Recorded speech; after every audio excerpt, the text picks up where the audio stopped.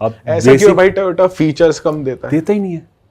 उसको पता नहीं, वो पुरानी माइंडसेट है 50 साल से कि यार हमारी गाड़ियों में मतलब जितना कम मैकेनिकल, जितना कम इलेक्ट्रॉनिक्स पार्ट्स होंगे ना उतना बढ़िया रहेगा। वो देते ही नहीं है फीचर्स। उनको ठोस गाड़ी चाहिए, लॉन्ग ड्यूरेबिलिटी वाली चाहिए। अब उनको ये थोड़ी पता है इंडिया में 10 साल के बाद आप चला ही नहीं सकते तो उतनी ड्यूरेबल मत दो ना भैया। तो वो इनोवा लेके आए ना अपना हाई क्रॉस, वो उतनी ड्यूरेबल नहीं है।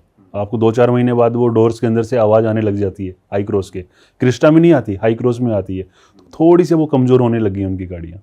और भाई जैसे किलोमीटर्स की बात करें तो जैसे फॉर्च्यूनर या टोयोटा की गाड़ियाँ 1 लाख प्लस चल गई, और जैसे MG है उसके कंपैरिजन में जो अदर गाड़ियाँ हैं वो 1 लाख प्लस या इस पे चले तो बहुत ज़्यादा फर्क आ जाएगा ड्राइविंग में, और फर्क आ जाएगा बिल्कुल। टोयोटा की गाड़ियाँ ज़्यादा ड्यूरेबल है, फर्क आ जाएगा। मैं अपना जो लैंड क्रूजर प्राडो थी मेरे पास, अभी मैंने सेल की है, 1,06,000 चल गई थी। और उसकी डिमांड देखी मैंने, मतलब लोगों को फ़र्क नहीं पड़ रहा कि 1,06,000 चली गई। भले इसका तो कुछ नहीं होना, 5 लाख 6 लाख चल जाएगी आराम से। और जो मैंने पैसा मांगा उस पैसे में मेरी गाड़ी बिक गई। अच्छा। और वहाँ पर कहीं ना कहीं प्रोडक्ट लाइफ साइकिल ऐसे लगता है, प्रोडक्ट लाइफ साइकिल की कि यार ये ख़त्म हो गई, 1 लाख चल गई, क्या ही बचा है। कभी टर्बो मांग लेना, कभी क्लच, कभी कुछ, तो वो खर्चे आने लग जाते हैं बाकी गाड़ियों में। तो ये हर मामले में सॉर्टेड है टोयोटा वाले। रीसेल वैल्यू की अगर बात की जाए तो कौन सी ब्रांड की गाड़ियाँ आपको लगता है कि हाँ बढ़िया वैल्यू देखा जाए? यार टोयोटा ने एक इन्वेस्टमेंट है। आपको फन करना है, 3-4 साल आप गाड़ी चलाओ, आपने 50 लाख की आज जो गाड़ी खरीदी है, आपकी 4 साल के बाद वो 45 लाख की बिक जाएगी। क्यों? क्योंकि जो 50 की आज खरीदी है ना, वो 4 साल के बाद हो सकता है 65 लाख की हो। मेरे साथ यही हुआ। फॉर्च्यूनर मैंने ली थी 43 लाख में, मैंने 3 साल चलाई, मेरी 40 की गई है। बट वो जो 43 वाली थी वो 53 की हो गई है। प्राइस उसका इंक्रीज हो गया, तो वहाँ पे नुकसान कम होता है। इन्वेस्टमेंट एक तरीके की, आपको कभी पैसा चाहिए ना, अर्जेंट है, गाड़ी आपके पास, आप डीलर पे मत जाओ, आप एक पोस्ट डाल दो OLX पे, गाड़ी बेचनी, शाम तो कोई ना कोई पैसा पकड़ा जाएगा आपको। हैंड टू हैंड टोयोटा का ये बेनिफिट है। ये सही है, सिर्फ 3 लाख कम हुए हैं भाई एक तरीके से, इतने टाइम वैसे चलाई देखो भी। तो 13 लाख कम हो गए। भाई जीप की गाड़ियाँ भी बहुत चर्चे में आ रही हैं इंडियन मार्केट में। जीप, मेरिडियन हो गया, फिर और भी जितनी भी गाड़ियाँ हैं। और कुछ लोग अगर फॉर्च्यूनर लेने निकलते हैं, कुछ लोग जो थोड़ा डाइसी रहते हैं, लूँ या ना लूँ, वो जीप मेरिडियन भी करते हैं, बिकॉज की थोड़ी लग्जरी ज़्यादा है, फीचर ज़्यादा है, प्राइस में हल्की सी कम है। तो आपका क्या टेक है इस पर? जीप कैसे लगती है नहीं, आपको? जीप और ये सब स्ट्रगलिंग ब्रांड है। जीप, सिट्रोएन वगैरह काफ़ी स्ट्रगलिंग ब्रांड है और बहुत ज़्यादा यूनिट्स नहीं बेच पा रहे हैं। 150-200 गाड़ियाँ बिक रही हैं टोटली। और वो ठीक है कि जब आप शोरूम पर जाते हो तो आप पहले आपको बोलेंगे 40 लाख की गाड़ी है सर, 6-7 लाख का डिस्काउंट मिल जाएगा। तो डिस्काउंट के चक्कर में कुछ गाड़ियाँ बिक रही हैं। अच्छा। मोटा डिस्काउंट। और अभी तो ऐसा डिस्काउंट चल रहा है कि आपको 70 लाख की गाड़ी पे 20 लाख का डिस्काउंट। अच्छा। किया EV6 70 लाख ऑन रोड, 20 से 21 लाख रुपए का डिस्काउंट है। अभी लॉन्च हुई 2 महीने पहले, मैंने भी खरीदी है। ठीक है, तो 20 लाख रुपए का डिस्काउंट। इतना ड्रॉप क्यों दे रहे हैं वैसे? EV है पहली बात, और वो गाड़ी आप चला लोगे ना, फैन हो जाओगे उस गाड़ी के। ऐसी गाड़ी है, all wheel drive, 326 bhp, 500 kilometre की range, comfort, quality, CBU Korea से बनकर आ रही है, सब कुछ है।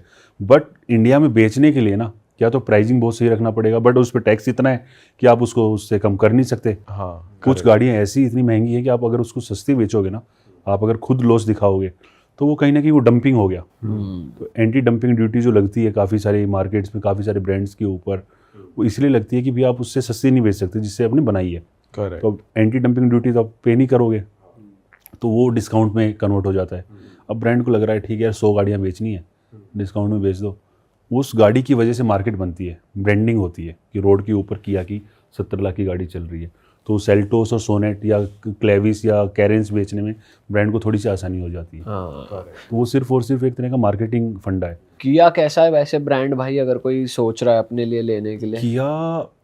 किया इकलौता ऐसा ब्रांड है जिसको स्टडी करके ना, कोई नया ब्रांड अगर एंटर होने वाला है ना, तो वो सक्सेस पा सकता है।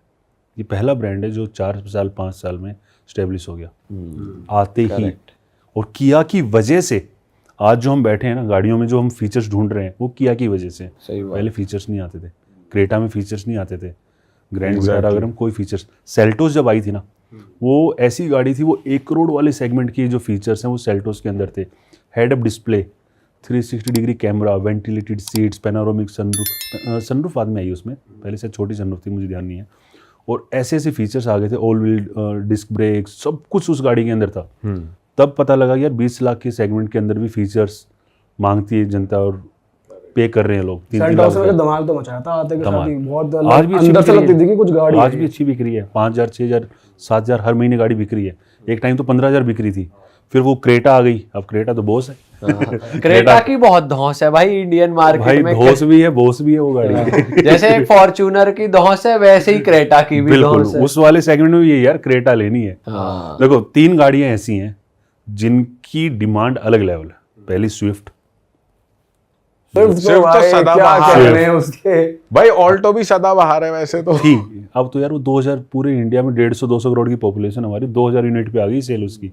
हाँ, बिल्कुल ही लोगों ने लेना ही बंद कर पर उस दिया। गाड़ी में भी कुछ अलग ही है। जैसे पहाड़ों पे जाते हैं तो वो हमारे पास एक दिखती ऑल्टो हो। भी है। और भाई और वो जैसे बर्फ में चल रही होती है तो वो प्रॉपर निकल जाती है भाई। बड़ी बड़ी गाड़ियां नहीं निकल पाती। लॉर्ड लॉर्ड हाँ, उसको दर्जा मिला हुआ है।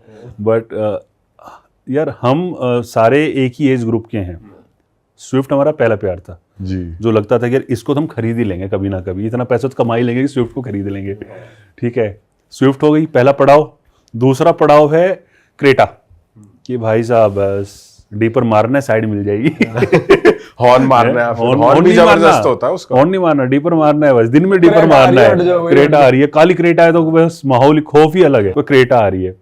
तीसरी फॉर्च्यूनर है, कहीं ना कहीं उससे ऊपर फिर ऐसी धौंस वाली कोई फिर डिफेंडर आ गई है। फिर डिफेंडर डिफेंडर का भी अलग रोल है भाई। डिफेंडर का भी अलग अभी भाई एक डील हुई है कुछ इंडिया और यूके के, जिसमें कह रहे हैं कि इनका प्राइस थोड़ा डाउन होगा लैंड रोवर की गाड़ियों का। ये लैंड रोवर ने अपनी लगभग सारी गाड़ियां इंडिया में असेंबल करना चालू कर दिया था।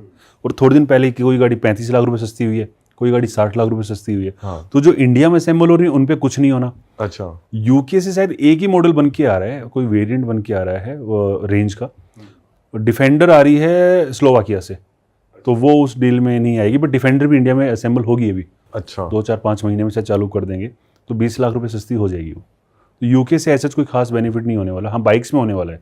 नॉर्टन एक बाइक ब्रांड है जो टीवीएस ने खरीद लिया है, तो उनकी फैक्ट्री यूके में है। तो वो जब डील हो जाएगी तो उन बाइक्स को यहाँ पे वो बेचेंगे।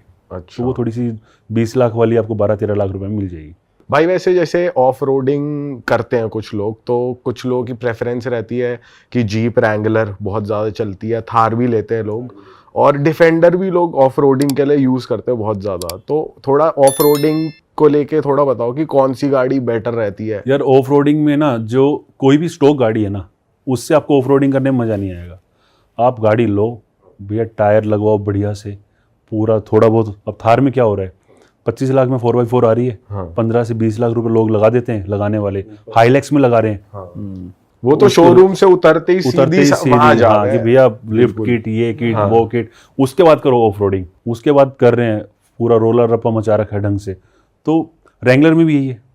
कुछ आप देखोगे ना, सबसे पहले टायर्स, थोड़ी सी लिफ्ट किट, थोड़ा सा बढ़िया सा बना के उसके बाद ऑफ रोडिंग कर रहे हैं। बट करके 4 दिन बाद वो समझ आता है उनको, यार ये तो हो नहीं पाएगा रेगुलर। फिर वो गाड़ियाँ बस फिर रोड पे चलती दिखेंगी आपको, गुड़गांव, दिल्ली, नोएडा जैसे शहर के अंदर। बट हाँ ठीक है, मतलब मचा रखा है उन्होंने बनाकर। और थार सबसे ज़्यादा आपको कस्टमाइज दिखेगी आज के टाइम में।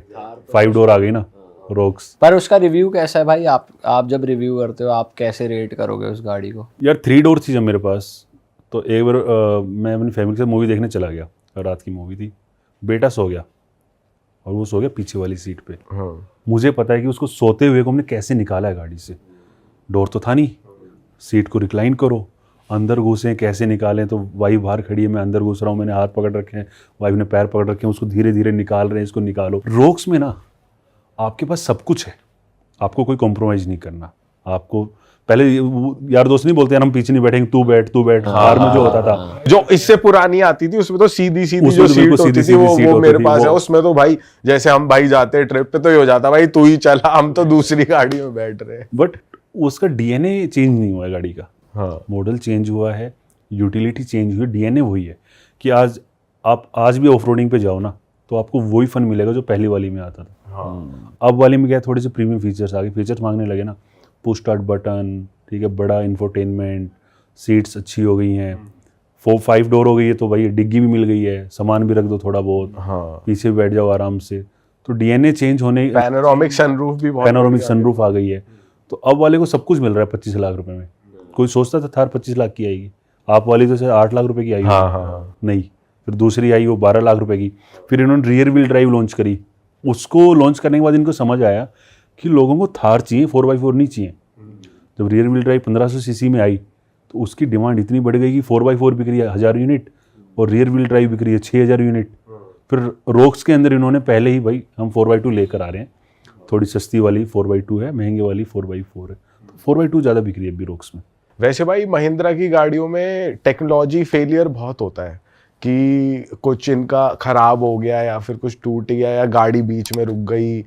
जैसे ईवी वेरिएंट्स भी आ रहे हैं उसमें भी ऐसा ही है, तो इतना क्यों हो रहा है इन लोगों के साथ? देखो ये बिल्कुल नए हैं ईवी के अंदर इस तरह की गाड़ी। अगर हम BE6 की बात करें, XEV9 की बात करें, तो इतने ज़्यादा फीचर्स, इतनी ज़्यादा टेक्नोलॉजिकल एडवांस गाड़ी कोई और है ही नहीं। और आप उन गाड़ियों को चाइनीज़ कार के साथ में कंपेयर कर सकते हैं। जब चाइना आप जाओगे कभी या कभी देखोगे ना, तो आपको दिखेगा यार इन गाड़ियों में इतने फीचर्स कैसे भर रखे हैं, इतने छोटे छोटे फीचर्स हैं।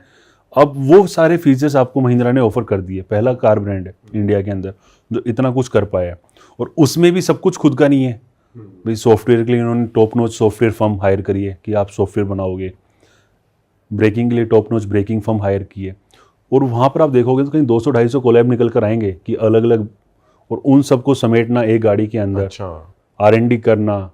बैटरी इन्होंने BYD से ले ली, बेस्ट जो बैटरी हो सकती थी वो ले ली। तो इन्होंने चीज़ें सारी बेस्ट ली हैं। अरे वाह, आपने ये वीडियो यहाँ तक देख ली भाई, तुमने हमारी मेहनत सफल कर दिया। तुम ही लोग हो असली रियल हिट। और अगर आपको बहुत मज़ा आ रहा है ऐसी क्लिप्स में, ऐसी वीडियोस में, तो फटाफट जाइए प्लेलिस्ट पे बिंज वॉच कीजिए, सारी वीडियोस देख डालो और मौज काटो। That is it. हम मिलेंगे नए पॉडकास्ट में, नए क्लिप में। Till then bye bye, see you, take care, do subscribe.